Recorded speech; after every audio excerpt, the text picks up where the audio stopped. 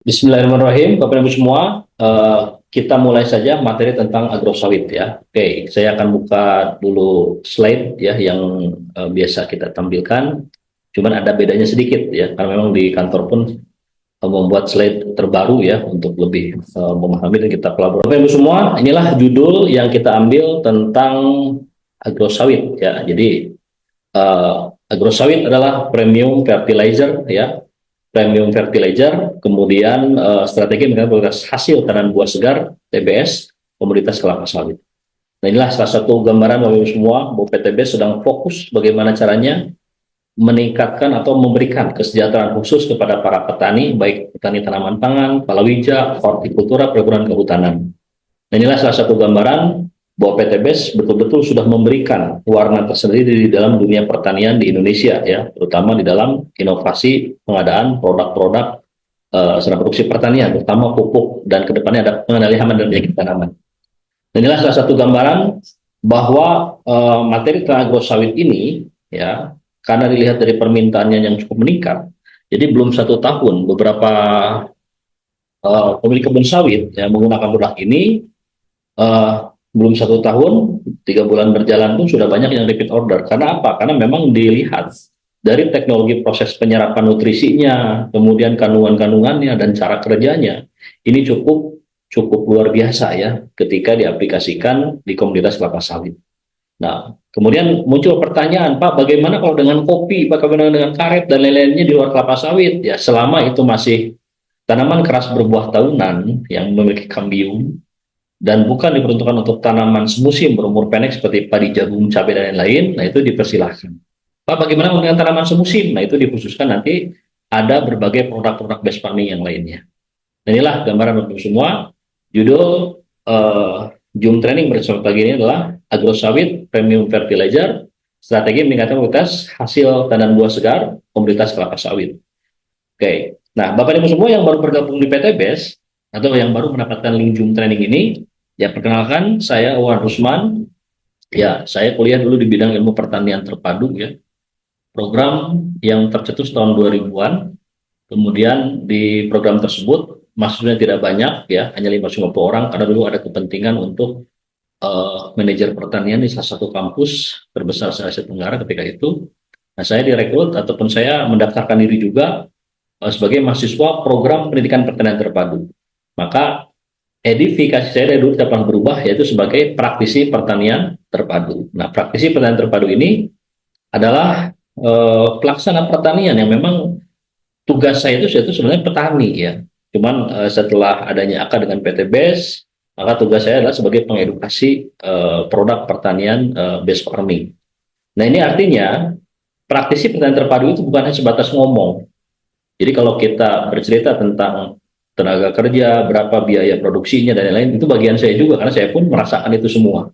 Makanya setelah adanya kerjasama dengan PTBS, maka di sini saya pun sedang uh, ada tugas yang mulia, yaitu bagaimana caranya kita bisa memberikan kesejahteraan buat para petani dengan menggunakan produk base farming itu sendiri. Nah, itulah edukasi yang sering kita adakan di program Zoom training pagi Rabu, Kamis, dan Jumat. Juga ada program seminar rutin di kantor pusat ya. Juga ada juga program-program training dan di cloud offline ya.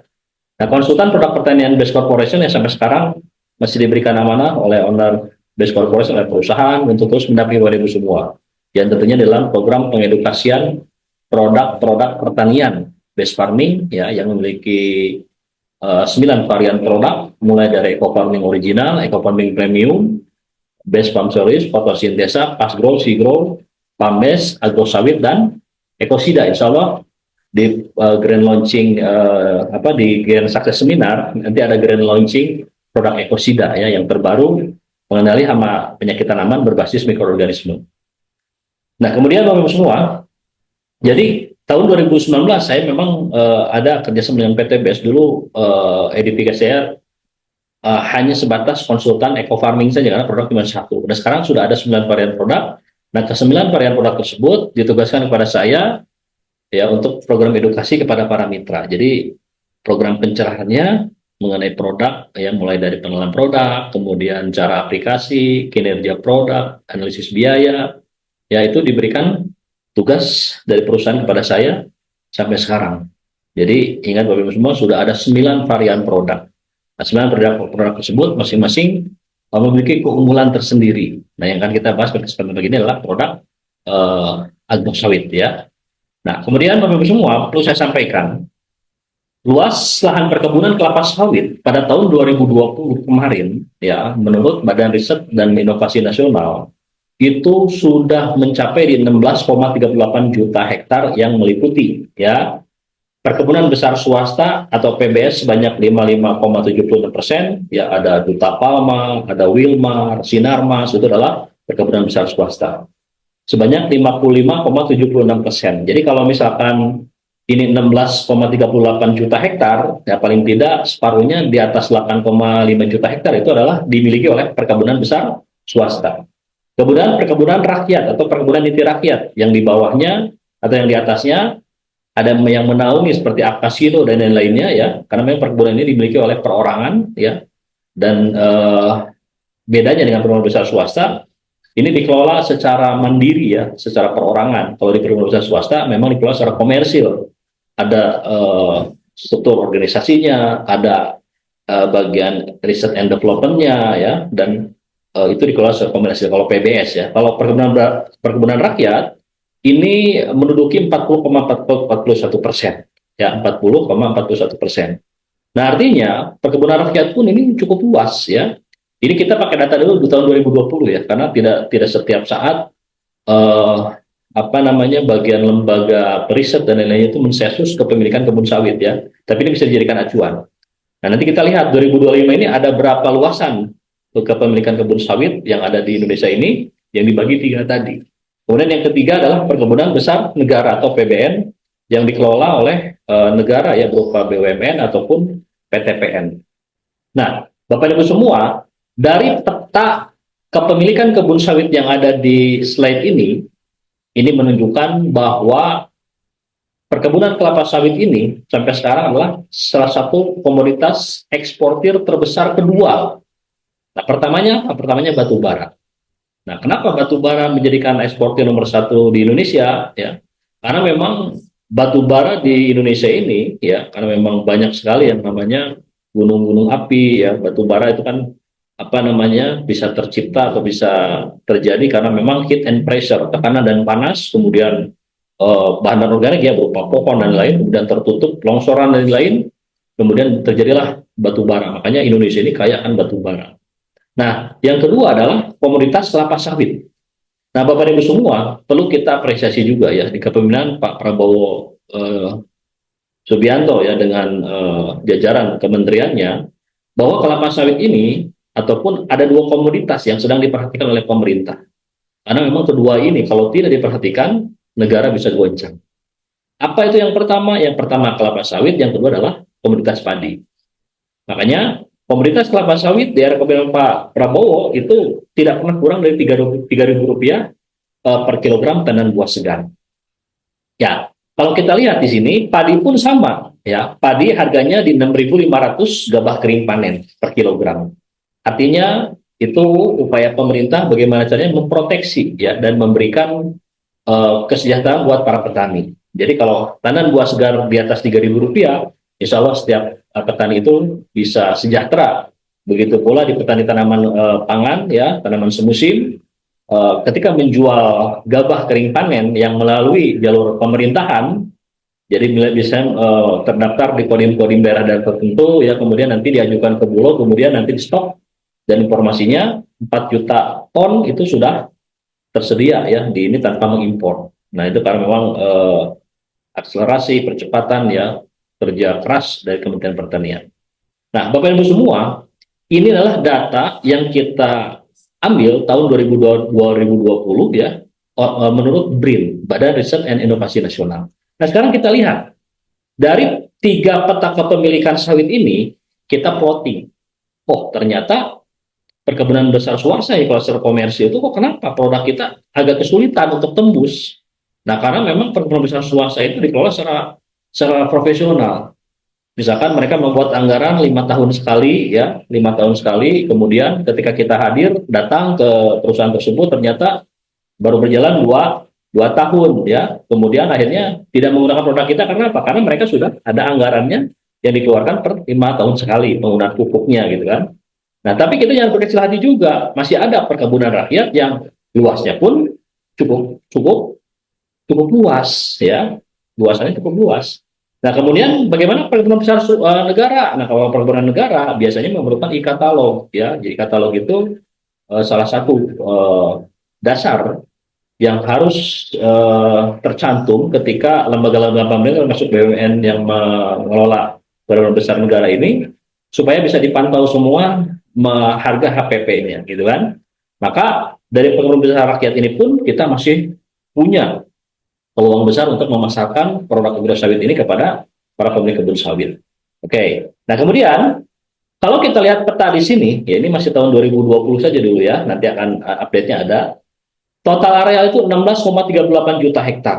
Tetap ya, yang paling luas itu adalah Riau ya, yang luasannya untuk kebun sawit ini paling luas ya di seluruh Indonesia. Yang kedua Kalimantan Barat dan yang ketiga adalah Sumatera Utara. Nah, artinya ya, sentra-sentra sawit itu ternyata tidak semuanya ataupun tidak setiap provinsi atau tiap daerah di Indonesia ini ada eh, komoditas kelapa sawit. Nah, seperti di Jawa Barat ya, Jawa Tengah, Jawa Timur, bahkan tidak ada sama sekali. Jawa Barat masih ada lah sedikit-sedikit daerah perbatasan Sukabumi Bogor ya, daerah Jasinga dan lain-lain ya. Kemudian di Subang, tapi itu pun tidak luas. Nah, itu ada, tapi tidak banyak. Artinya, ketika Bapak Ibu semua mendapatkan materi tentang agrosawit ini, pada daerah saya tidak ada sawit. Nah, kita arahkan ke perkebunan, komunitas perkebunan lainnya seperti kopi, pala, ya untuk hortikulturanya ada durian, itu masih bisa. Karena durian itu sedang saya observasi hasilnya dahsyat, ya, percepatan pertumbuhannya luar biasa, ya, menggunakan produk agrosawit ini.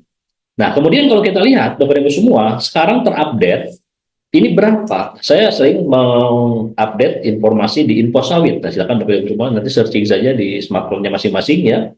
Info Sawit ini ya cukup valid juga ya, validasinya cukup bagus ya, bahwa hasil riset luasan lahan kebun sawit di 2025 ini sudah mencapai 18,15 juta hektar. Dari 16,38 tadi, sekarang sudah 18,15 juta hektar. Nah, artinya 18,5 juta hektar ini tetap prosentasenya dibagi menjadi tiga tadi, perkebunan besar swasta, PBS, perkebunan rakyat, dan perkebunan besar negara. Dan ini tidak, selisihnya tidak terlalu inilah ya, tidak terlalu jauh dari tahun 2020 dengan 2025. Ini kepemilikan perkebunan kelapa sawit. Nah, jadi Bapak Ibu semua yang mengikuti program Jum Training ini sudah mulai ada gambaran nih. Oh, ternyata sawit itu dimiliki oleh tiga bagian besar, yaitu perkebunan besar swasta, perkebunan rakyat, dan perkebunan negara. Nah, kalau kita sudah menentukan ini, kita sudah mengetahui ini, maka kita tentukan pangsa pasar produk ini mau diarahkan kemana. Ya, nah masing-masing ada persyaratan. Perkebunan besar swasta syaratnya apa? Biasa yang ditanyakan, mana data uji efektivitasnya, perusahaan mana sudah pernah pakai, ada nggak yang gratisan, itu sudah biasa perkebunan besar swasta.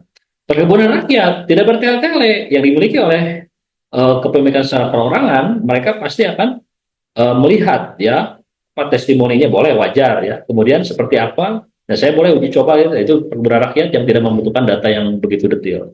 Nah, kalau perkebunan besar negara itu membutuhkan apa yang disebut dengan e-katalog.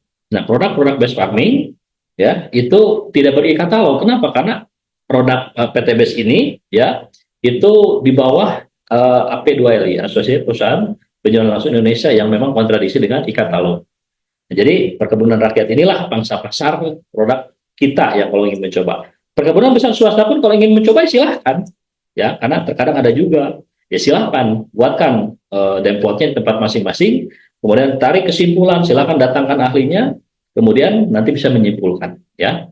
Oke. Nah, kemudian dari 18,5 juta hektar ini, Bapak dan Ibu semua, inilah perkebunan, komunitas perkebunan kelapa sawit ya terluas alam semesta ini ya, yaitu di Indonesia ya. Nah, artinya kita masih ada kesempatan, kita masih juga ada yang namanya peluang untuk berbisnis, untuk memasarkan produk agrosawit itu sendiri. Karena dari sekian 18,5 juta hektar, produk base farming itu belum 1%-nya diserap oleh pasar pemilik kebun sawit.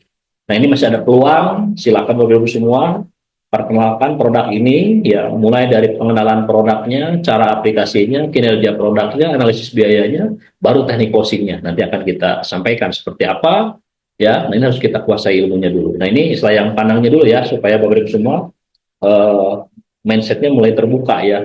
Jadi kelapa sawit ini sangat luar biasa. Nah, kemudian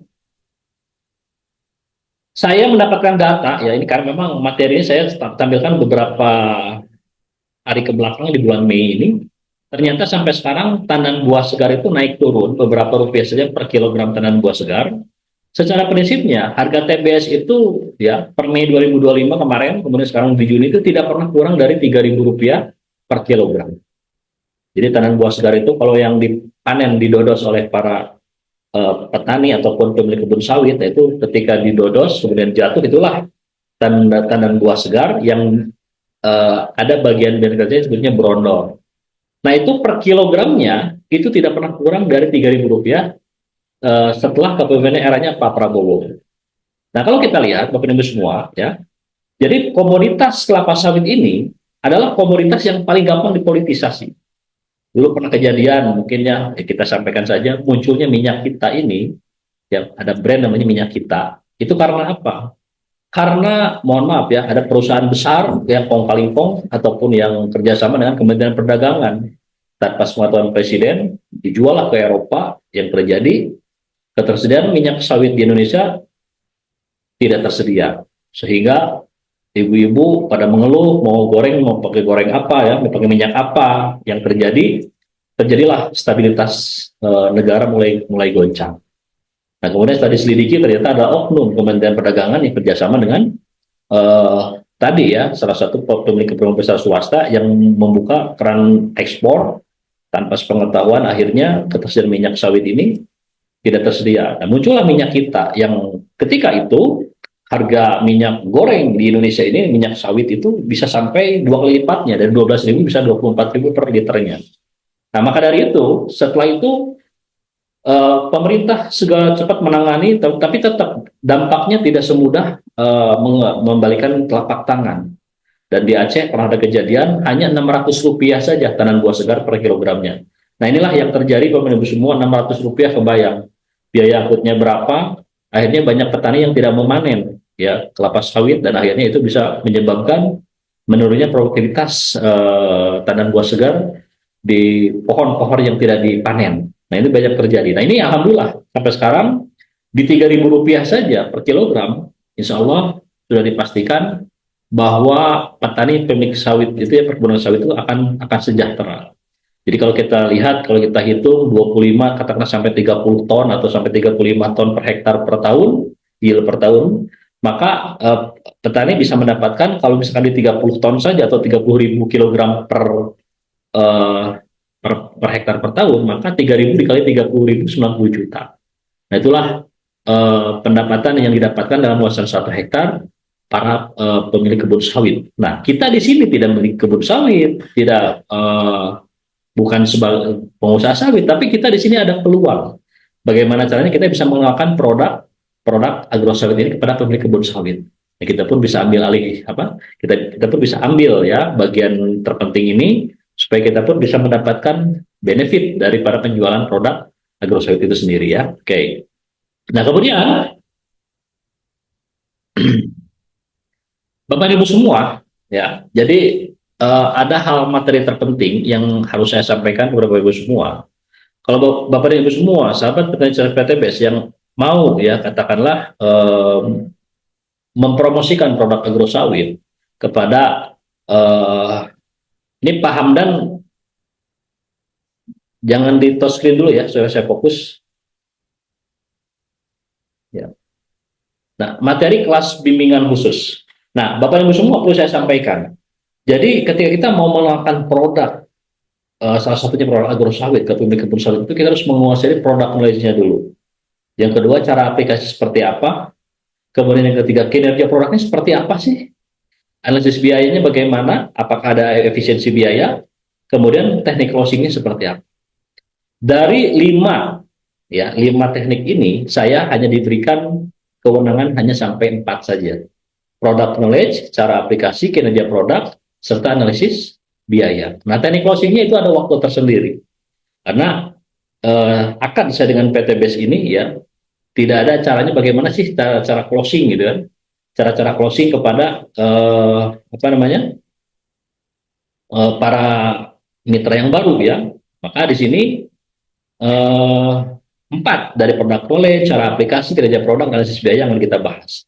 Karena ini semua, inilah bagian terpenting ketika kita mau mengenalkan produk based farming kepada para pemilik kebun sawit. Sebagai salah satu contoh ya, ketika saya diminta oleh owner perusahaan ya, Haji PBN Agung, kemudian oleh staf-staf yang di kantor, karena memang ada tamu spesial, salah satu dinas perkebunan, kemudian pemilik kebun sawit, pengusaha kebun sawit, dan lainnya, tetap yang saya sampaikan itu 5 materi ini. Produk knowledge-nya seperti apa, cara aplikasi produk seperti apa, kinerja produk seperti apa, analisis biaya seperti apa, baru dihajar dengan teknik closing-nya. Nah, ini harus dikuasai Bapak Ibu semua ya. Nah, paling tidak ikuti saja dulu programnya. Nah, kemudian kita perkenalkan tentang produk agro sawit ya. Nah, Bapak Ibu semua mungkin baru ya mendapatkan materi ini. Karena materi sudah dibagikan ya di grup-grup Big Ambassador ya, yang di bawahnya ada starnya juga dan lainnya. Ini materi cukup simpel juga, makanya saya gunakan. Cuma untuk analisis biaya nanti digabungkan dengan materi yang kita buat ya.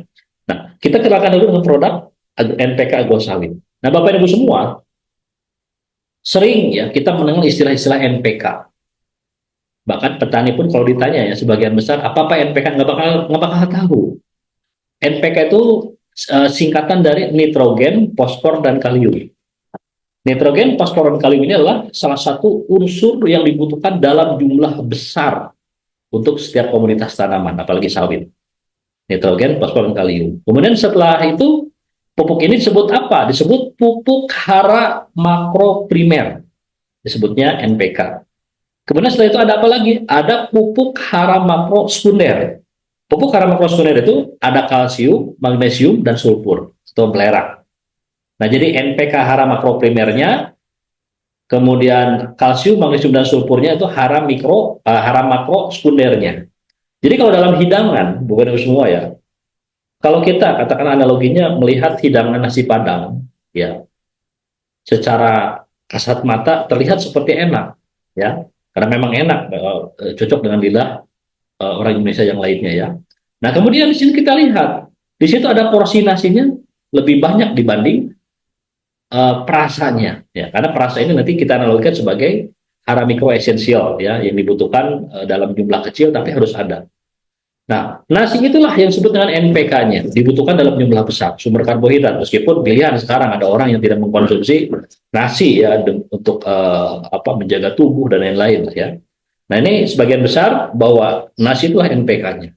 Kemudian di situ ada teman nasinya ya, ada lauk pauknya, ada ayam kalio, ada rendang, ya, ada kikil, kemudian ada apa lagi? Banyak sekali lah lauk pauknya untuk mendampingi nasi itu sendiri. Nah, kemudian itulah yang disebut dengan hara makro sekunder. Nah, hara mikronya ada penyedap rasanya, ada garamnya, ada pokoknya yang kecil-kecil yang bisa mempengaruhi cita rasa nasi padang itu sendiri. Ya. Nah, kemudian kita simpulkan, kalau hara mikro itu mendominasi daripada hara makro sekunder dan hara makro primer, maka masakan tersebut, katakanlah natrium klorida ataupun kandungan garam yang ada pada masakan padang tersebut, terlalu dominan. Apa artinya yang namanya penampilan seperti dilihat seperti enak ketika dirasa terlalu asin? Itu pun sama. Jadi kenapa perkebunan kelapa sawit tidak ada yang di pesisir pantai? Kalaupun ada yang memaksakan banyak overdosis kandungan garam. Nah, paling tidak Bapak Ibu semua bisa membuka wawasannya bahwa NPK ini adalah nitrogen, fosfor, kalium adalah hara makro primer yang dibutuhkan dalam jumlah besar untuk setiap komoditas tanaman. NPK agro sawit adalah pupuk NPK premium fertilizer larut dalam air untuk semua fase pertumbuhan kelapa sawit. Nah, fase pertumbuhan kelapa sawit itu apa saja? Ada fase vegetatif, ya. Vegetatif itu kalau kita lihat stadium umur tanaman 0 sampai 4 tahun atau di bawah 4 tahun itu namanya fase vegetatif. Nah, di atas 4 tahun sampai di atas 20 tahun itu adalah fase generatif, ya, fase tanaman menghasilkan. Kemudian diperkaya dan lengkap dengan asam amino, membantu memperkuat akar, memperbaiki tanah, dan mempercepat penyerapan nutrisi. Ideal untuk meningkatkan hasil panen dan menjaga kesuburan lahan. Kenapa di sini bisa menyuburkan lahan? Karena di sini ada teknologi pembenah tanah.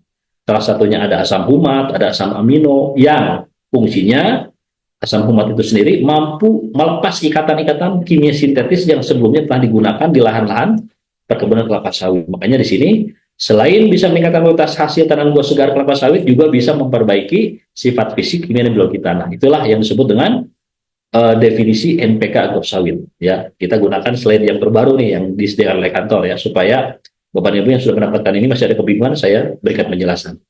Kemudian, kenapa kandungan kalium yang ada pada produk agrosawit tinggi? Kan muncul pertanyaan kan. Tapi Bapak Ibu semua, mohon maaf ya, bagi Bapak Ibu yang membuat konten di media sosial, di TikTok atau dimanapun saja, jangan memacu polemik di kalangan para petani sawit, kompetitor dan lain-lain. Karena ada beberapa saya pantau ya, NPK agrosawit adalah NPK yang paling tertinggi. Ya itu jangan, itu terlalu overclaim. Kalau kandungannya kaliumnya tinggi, ini kan kita menceritakan bukan produk orang lain. Ya, karena kalau sudah kita berbicara tentang kandungan apa namanya pupuk yang paling tertinggi kandungan NPK-nya itu masih banyak, sebetulnya banyak kandungan yang jauh lebih tinggi ya. Cuma ya kita fokusnya sekarang di produk keunggulan produk agrosawit itu sendiri ya. Nah, ada pertanyaan, kenapa untuk unsur kaliumnya tinggi? Nah, unsur kalium ini ya, jadi NPK yang mengandung kalium tinggi itu, yaitu memang pupuk ini dikhususkan untuk peningkatan kualitas dan kuantitas tandan buah segar kelapa sawit. Ya, nah kalau misalkan nitrogennya jauh lebih tinggi, maka itu akan menekan ya produktivitas tandan buah segar kelapa sawit. Maka dengan kandungan 12, 6, dan 32 inilah kandungan yang pas untuk berbagai lahan-lahan perkebunan kelapa sawit di seluruh Indonesia. Yang tadinya rawa, yang tadinya gambut, yang tadinya mineral dan lain-lain, dengan suplai kandungan NPK-nya 12 dan 32 ini sudah kita simpulkan bisa untuk semua jenis-jenis tanah yang ada di Indonesia di komunitas perkebunan kelapa sawit. Nah, cuman tetap kita harus mengetahui dulu pH minimalnya itu 5,5. Ya, pH minimal 5,5 baru kita bisa aplikasikan. Ya, kalau di bawah itu ada treatment-treatment untuk menaikkan pH-nya seperti apa? Nah, itu ada nanti materinya khusus ya. Nah, maka dari itu NPK 32% kandungan kaliumnya atau potasiumnya, kalau di USA namanya potasium ya, diberikan kandungan tinggi seperti ini karena tadi tujuannya untuk meningkatkan kuantitas dan kualitas tandan buah segar kelapa sawit. Nah, ini kita belum berbicara dengan komunitas yang lain ya, atau tanaman keras berbuatannya kita belum membahas. Nah, maka dengan adanya kalium tinggi, maka ini bisa menyuplai ya kandungan yang nanti sifatnya kita bisa baca Bapak Ibu semua ya. Nah, kita ketahui dulu ya, sebetulnya NPK itu apa sih? NPK adalah pupuk yang mengandung 3 unsur hara utama tadi dari kepanjangannya, yaitu nitrogen, fosfor, dan kalium. Nah, kemudian unsur apa namanya nitrogennya untuk menghijaukan warna pelepah, warna hijaukan warna daun, ada hubungannya dengan proses biofotosintesis. Kemudian fosfornya untuk memperkuat dari jaringan-jaringan ya, seperti akar, batang, bunga itu dari fosfor. Nah, potasium atau kaliumnya, jadi potasium dan kalium itu sama. Cuman kalau di Amerika Serikat itu mengenalnya bukan kalium tapi potasium ya. Nah, kemudian untuk buah dan ketahanan tanaman cocok untuk berbagai jenis tanaman agar tumbuh sehat, kuat, dan produktif. Nah, jadi fungsi NPK tersebut masing-masing memiliki fungsi tersendiri. Nah, kita lihat kandungan nitrogen fungsinya untuk apa? Kandungan nitrogen berperan sebagai pembangun asam nukleat, bioenzim, protein, dan klorofil, terutama zat hijau daun. Jadi, kalau Bapak Ibu semua ya mengaplikasikan, katakanlah kita ambil contoh produk di luar urea. Urea itu mengandung nitrogen 46%. Ketika padi baru ditanam, masih menguning, ditabur urea yang mengandung nitrogen 46% tersebut, itu akan akan semakin pekat hijaunya. Nah, kalau overdosis ya tanaman bisa terkena cendawan kresek ya, patogen cendawan kresek, dan akhirnya bisa hancur juga kalau overdosis. Nah, tapi intinya kandungan nitrogen terutama di dalam agrosawit ini diatur keseimbangannya supaya bisa di masa pertumbuhan dan juga bisa di masa generatif atau di masa tanaman menghasilkan. Makanya nitrogennya sudah pas di 12%.